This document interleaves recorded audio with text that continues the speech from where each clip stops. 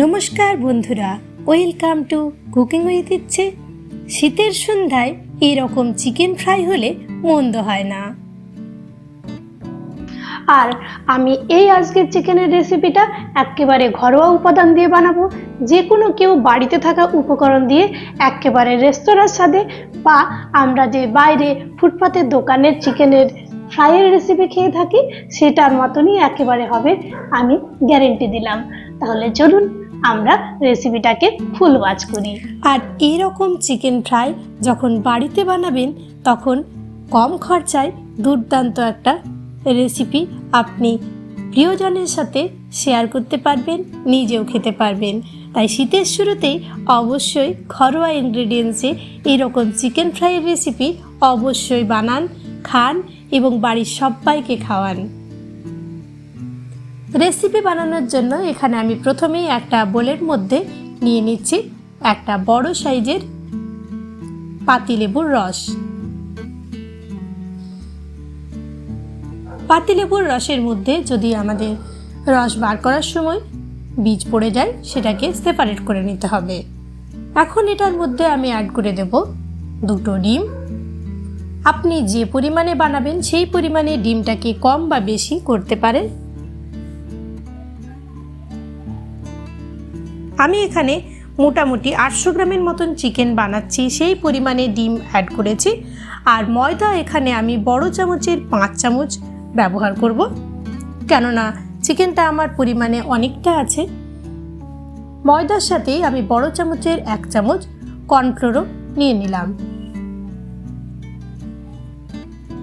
এখন একটু অরগ্যানো আমি হাতে ক্রাশ করে এটার মধ্যে দিয়ে দিলাম, আর দেব কসুরি মেথি একটু হাতে ভালো করে ক্রাশ করে। এই দুটো দেওয়াতে কিন্তু আমাদের ঘরোয়া চিকেন ফ্রাইয়ের রেসিপি একেবারে দোকানের মতো একটা দারুণ ফ্লেভার চলে আসবে। অবশ্যই অ্যাড করার ট্রাই করবেন। মিনিমাম কসুরি মেথিটা অবশ্যই দেবেন। দিয়ে দিলাম 1 চামচ গোলমরিচের গুঁড়ো। গোলমরিচের গুঁড়োটা আপনি পরিমাণে বেশি কম করতে পারেন। দিয়ে দিলাম 1 চামচ ম্যাগি মশলা। আপনি ম্যাগি মশলাটা অ্যাভয়েডও করতে পারেন, কিন্তু দিলে কিন্তু ফ্লেভারটা দারুণ হবে। দিলাম পরিমাণ মতন নুন, হলুদ, 2 চামচ টমেটো কেচাপ, আর দেব 1 চামচ চিলি সস বড় চামচের পরিমাণে।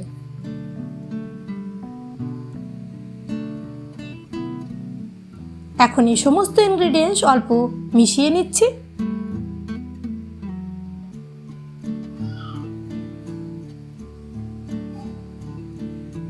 এদিকে আমি আগেই পেস্ট করে নিয়েছিলাম বড় সাইজের 2টো পেঁয়াজ, কুচি করে নিয়েছিলাম ছোট ছোট করে।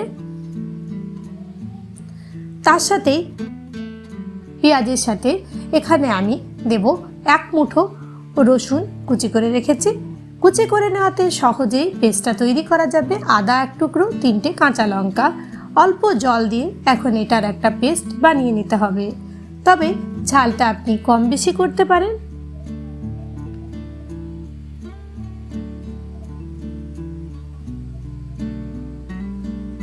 এখন আমাদের পেস্টটা অ্যাড করার সময়, আর এই পেস্টটা দারুণ টেস্টটাকে বাড়াবে, নিশ্চয়ই বুঝতে পারছেন, আর ফ্লেভারটাকেও একটা অন্য মাত্রায় নিয়ে যাবে। মিশিয়ে নিতে হবে। এটার একটা স্মুথ ব্যাটার বানাতে হবে। জাস্ট খুব একটা ফেটানোর দরকার নেই, লাম্প যেমন না থাকে, দ্যাটস এনাফ।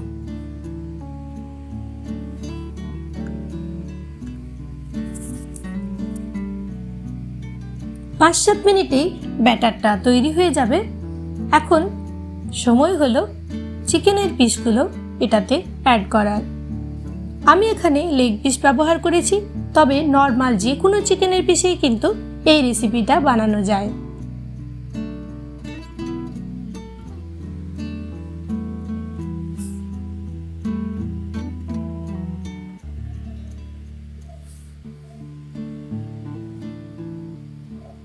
সমস্ত চিকেনের পিসগুলো নিয়ে এখন ভালো করে 2 পাশ থেকে কোট করে নিলাম। তারপর এটাকে আধা ঘন্টার জন্য ফ্রিজে রেখে দেব।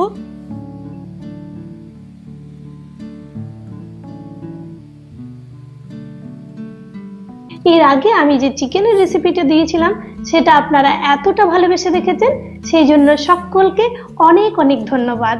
আর নতুন বন্ধুদের যেমন আমার চ্যানেলে ওয়েলকাম, তেমনি পুরনো বন্ধুদের আমার পথ চলাতে সবসময় সাথে থাকার জন্য অনেক অনেক ভালোবাসা এবং ধন্যবাদ। আধা ঘন্টা পরে খুব ভালো মতো একটা ম্যারিনেশনটা আমাদের একেবারে কোট হয়ে গেছে, দেখতেই পাচ্ছেন চিকেনের গায়ে খুব সুন্দরভাবে সমস্ত ম্যারিনেশনের সমস্ত ইনগ্রেডিয়েন্টস ঢুকে গেছে। তখন একটা পাত্রের মধ্যে শুকনো খানিকটা কর্নফ্লোর নিয়ে নিয়েছি, সেটাতে একটু কোট করে নিচ্ছি, তাহলে আরও ক্রাঞ্চি ব্যাপারটা বাড়বে। তবে আপনার কাছে যদি না থাকে কর্নফ্লোর, এই কাজটা কিন্তু ময়দাতেও করতে পারেন। এখন খানিকটা রোস্টেড সেমুইয়ের মধ্যে আমি চিকেনের প্রতিটা পিসকে ভালো করে কোট করে নেব। এটাতে আরও টেস্টি হবে, মানে সিমুইয়ের ক্রাঞ্চি ব্যাপার আর চিকেনের ভেতরে নরম, একবার চিন্তা করুন।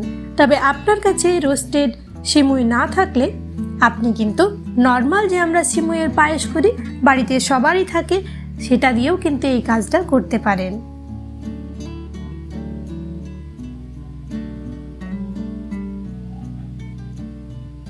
সমস্ত চিকেনের পিসগুলো ভালো করে কোট করে নিয়ে এখন আমি কড়াইয়ে বেশ খানিকটা তেলকে ভালো মতো গরম করে নিয়েছি হাই ফ্লেমে। তারপর আঁচটাকে কম করে দিয়ে এখন চিকেনের পিসগুলো এটার মধ্যে অ্যাড করে দেব। আর চিকেনের পিসগুলো অ্যাড করে লো ফ্লেমে এখন আমি মোটামুটি 7 মিনিটের মতো চিকেনগুলো রেখে দেব, যাতে করে ভেতর থেকে এগুলো ভালো করে বয়েল হয়ে যায়। না হলে আঁচটা বেশি করে দিলে ভেতর থেকে এগুলো সেদ্ধ হবে না, জাস্ট উপরে একটা কালার চলে আসবে। তাই আঁচটা কম করে 7 মিনিট রেখে যখন দেখবেন যে উপর থেকেই বোঝা যাচ্ছে যে কালারটা আমাদের চেঞ্জ হয়ে যাচ্ছে, এরকম হয়ে গেছে, তখন এগুলো উল্টে নিতে হবে।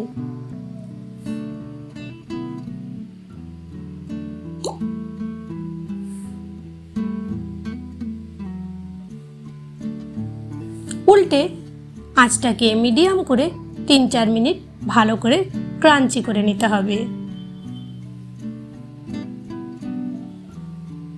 এখন হয়ে গেছিল, আমি তুলে রাখছি।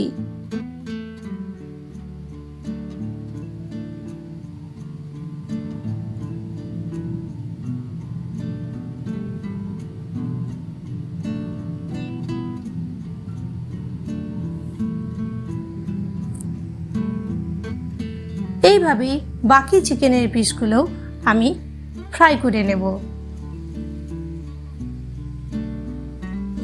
তাহলে দর্শক বন্ধুরা নিশ্চয়ই দেখলেন কত কম ইনগ্রেডিয়েন্টসে একেবারে বাড়িতে বসে দোকানের মতন চিকেন ফ্রাইয়ের রেসিপি আমি বানিয়ে নিলাম। আর এটা যে কোনো চাটনি, সস, স্যালাড যে কোনো কিছুর সাথে সার্ভ করুন, জাস্ট দারুণ লাগবে।